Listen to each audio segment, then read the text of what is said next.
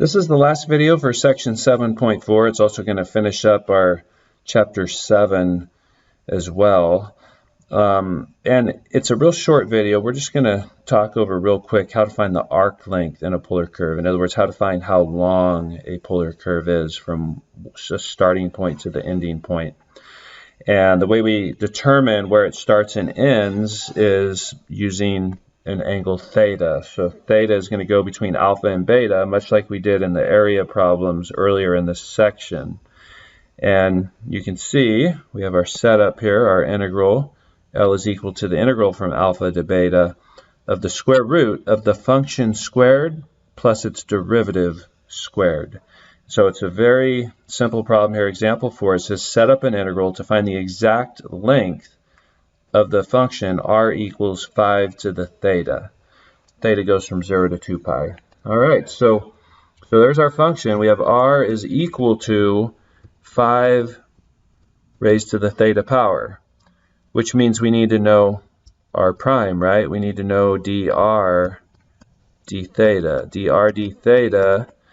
Now this is an integral rule that this is a derivative rule that we don't use all the time, but when you have a constant raised to a variable, its derivative repeats that, then we multiply by the natural log of the base, which in this case was 5, right? The base of 5 raised to a power theta. So that's your derivative, and so then the arc length, L, is equal to, our bounds go from 0 to 2 pi, gave that in the problem, and then we have the square root of our function, 5 to the theta squared, plus